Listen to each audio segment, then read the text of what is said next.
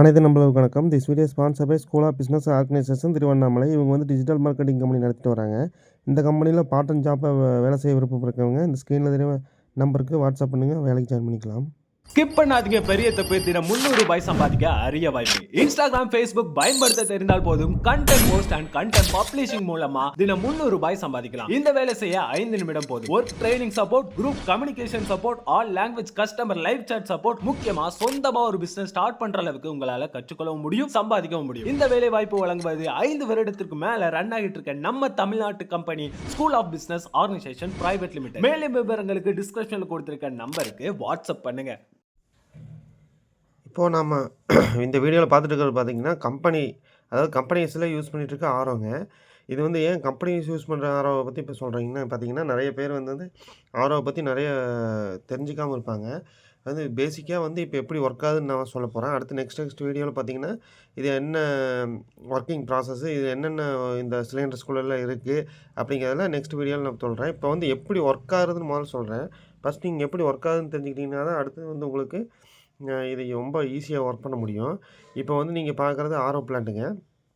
ஏதாவது வந்து நீங்கள் ஃபீடு வாட்டர் வந்து டிடிஎஸ் இருக்குது இல்லைங்களா? டிடிஎஸ் வந்து 500 இல்லை 800, 1000, 1500 அந்த மாதிரிலாம் வரும்.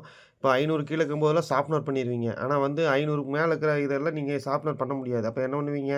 நீங்கள் சாஃப்ட்னர் பண்ணுறதுக்கு பொதுவாக நீங்கள் டி அதாவது ஆரோ ஓட்டி தான் ஆகணும். ஆரோ ஓட்டி ஆகணும்னு பார்க்கும்போது நீங்கள் எப்படி ஒர்க் பண்ணுறோன்னு தெரிஞ்சால் மட்டும்தான் நீங்கள் ஒர்க் பண்ண முடியும். அதனால் வந்து இப்போ நாங்கள் பேசிக்காக இப்போ என்ன ஆரோன்னா என்னன்னு சொல்லிக் கொடுக்க போகிறேன். நெக்ஸ்ட் வீடியோவில் பாருங்களா. இப்போ வாங்க வீடியோக்குள்ளே போகலாம். இப்போ வந்து பார்த்தீங்கன்னா ஆரோவில் இந்த ஹை ப்ரெஷர் பம்புன்னு வச்சுருப்பாங்க. இது ஹை ப்ரெஷர் பம்புன்னு எப்படி சொல்கிறீங்க அப்படின்னு பார்த்தீங்கன்னா, இது வந்து 7 ஸ்டேஜ் இருக்கும். அப்போ அதாவது ஆரோ கொஞ்சம் பெருசாக இருந்துச்சுன்னா அதுக்கு தகுந்த மாதிரி 10 ஸ்டேஜு, அப்புறம் 12 ஸ்டேஜு, இந்த மாதிரி 20 ஸ்டேஜ் இருக்கிற பம்ப்லாம் இருக்குது. அதில் இருக்கிறதுக்கு பெருசாக உங்கள் சிலிண்டர்ஸு அதே மாதிரி எவ்வளோ வாட்டர் கன்சம்ப்ஷன் வேணுமோ அதுக்கு தகுந்த மாதிரி ஃபோர்ஸ் வந்து அதிகமாக கொடுத்துக்கலாம். அதுக்கு தகுந்த மாதிரி தான் இங்கே வந்து பம்ப் கொடுத்துருப்பாங்க, ஹை ப்ரெஷர் பம்புன்னு. சரிங்களா? இது வந்து சாதாரண மோட்டரை விட ரொம்ப ஃபோர்ஸ் அதிகமாக இருக்கும். அதனால தான் ஹை ப்ரெஷர் பம்பு. அது இல்லாமல் இது வெர்டிக்கலாக தான் இருக்கும். இவ்வளோ லென்த்தாக இந்த மாதிரி வெர்டிக்கலாக தான் இருக்கும். அப்போ ஃபோர்ஸாக கொடுக்க முடியுன்ட்டு. ஏன்னா வந்து இங்கே இருக்க 3 இருக்குது பார்த்தீங்களா? உங்களுக்கு நல்லா தெரியுதுங்களா? 3 சிலிண்டர் மாதிரி இருக்குங்களா? இதில் தான் வந்து உங்களுக்கு பார்த்தீங்கன்னா இந்த இந்த தண்ணியில் இருக்கிற ஃபோர்ஸாக தள்ளும்போது தான் இங்கே தண்ணி வந்து உங்களுக்கு சுத்தமாக வந்து இந்த சால்ட் கண்டென்ட்டோ இந்த மாதிரி நிறைய மண் இதெல்லாம் இருக்கிறதுலாம் ஃபில்ட்ரு பண்ணி வெளியே வரும். அப்போ அந்தளவுக்கு நீங்கள் தள்ளணும்னா நீ வீட்டில் இருக்கிற யூஸ் இருக்கிற பம்ப் இருக்குது பார்த்தீங்களா? அதுக்கு மாதிரிலாம் இருக்கிற பம்பெல்லாம் இது தள்ள முடியாது. ஏன்னா அது வந்து ஒரே ஒரு எம்ப்ளாயர் மட்டும் தான் இருக்கும். அது வந்து அளவான ஃபோர்ஸ் மட்டும் தான் கொடுக்கும். இதில் பார்த்தீங்கன்னா 7 ஸ்டேஜ் அது மாதிரி நீங்கள் எவ்வளோ வாட்டரோ அதுக்கு தகுந்த மாதிரி உங்களுக்கு ஸ்டேஜுக்கு வேரியன்ஸாக உங்களுக்கு இது வந்து பிஸ்டன் கொடுத்துருப்பாங்க. உள்ள ரெக்கையாற்று கொடுக்கும். அது அதிகமாக இருக்கிறதுனால தான் உங்களுக்கு அவ்வளோ ஃபோர்ஸாக தள்ள முடியும். சரிங்களா? அப்படி வந்து உங்களுக்கு இங்கே இன்லெட்டில் வருதுன்னு வைங்களேன்.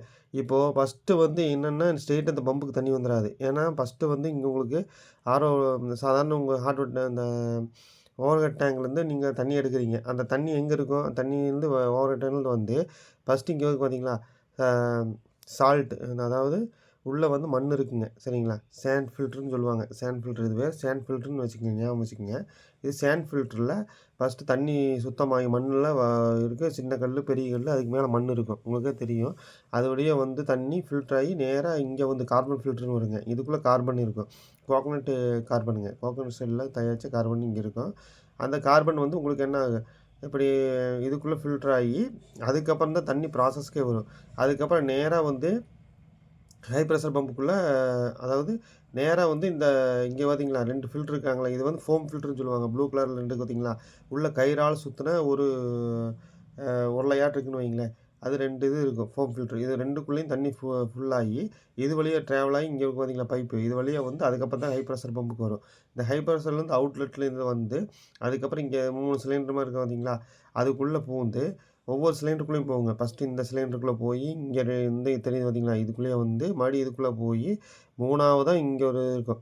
சரி, இங்கே வந்தீங்கன்னா இந்த ஃபஸ்ட்டு சிலிண்டரில் கொஞ்சம் ஹோல்ஸு உள்ளே வந்து கொஞ்சம் பெருசாக இருக்கும். அதுக்கப்புறம் கொஞ்சம் சிறுசாக இருக்கும் 2ஆவதுல. அதுக்கு 3ஆவது இருக்கிற ஸ்டேஜ் பார்த்தீங்கன்னா ரொம்ப சிறுசாக இருக்கும். ஏன்னா ஃபஸ்ட்டே வந்து நீங்கள் சிறுசு போட்டிங்கன்னா தண்ணி சுத்தமாக ஃபோர்ஸுக்கு இருக்காது, வேகமாக ஃபில்ட்ரு ஆகாது. அதனால் உங்களுக்கு என்ன ஆகும்? ரொம்ப டைம் எடுக்கும். அது இல்லாமல் வேலையும் ஒழுங்காக நடக்காது. அதனால என்ன பண்ணுவாங்கன்னா, ஃபர்ஸ்ட்டு பெரிய ஹோல்ஸ் இருக்கும் இந்த சிலிண்டரில, 2வது சின்ன ஹோல்ஸ், அத விட ரொம்ப மைனூட்டான ஹோல்ஸ் இருக்கும் 3வது சிலிண்டர்ல. இப்படியெல்லாம் ஃபில்டர் ஆகி தான் உங்களுக்கு வந்து ஆரோ வாட்டர் உங்களுக்கு வருது. சரிங்களா? அப்ப என்ன எதுக்கு அந்த தண்ணியிலேருந்து என்னத்த ஃபில்டர் பண்ணி எடுக்குறாங்கன்னா, உள்ள மண்ணு, கனிமங்கள், அப்புறம் சால்ட்டு இது எல்லாமே இது ஃபில்டர் பண்ணிரும். ஃபர்ஸ்ட்டு இங்கேயே மண்ணு இந்த இது மாதிரிலாம் ஃபில்டர் பண்ணி எடுத்துரும். இங்க எடுத்து அப்புறம் சரி ஓகே இதுல எல்லாம் தங்கி இருக்கும்ல அப்படிங்கிறீங்கன்னா, இது தங்கியிருக்குன்னா தங்கியிருக்கும். இதுக்குள்ள நீங்க விட்டிருந்தோட சால்ட் கன்டென்ட்டோ, மண்ணு இதெல்லாம் எல்லாம் இருக்கும். இத எடுக்கறதுக்கு என்ன பண்ணுவீங்கன்னா, இன்னைக்கு ஒரு நாள் ஃபுல்லா ஓட்டிட்டீங்க அப்படின்னா, இல்ல ஒரு இடையில 1/2 மணி நேரம், 1 மணி நேரம் கேப் இருந்துச்சுன்னா, அந்த கேப்ல 1 மணி நேரம் ஃபில்டர கிளீன் பண்றதுக்குன்னு ஒரு மோட்டர் தனியா இங்க வச்சிருப்பாங்க. அந்த மோட்டர் மூலியம் வந்து நீங்க ஃப்ளஷிங் போடணும். ஃப்ளஷிங் போட்டீங்கன்னா என்ன ஆகும்னா 3 சிலிண்டருக்குள்ளேயும் தண்ணி போயி வரதுனால, உங்களுக்கு அந்த குப்பைகள்லாம் இருந்ததுன்னா வெளிய எடுத்துட்டு வந்துரும்.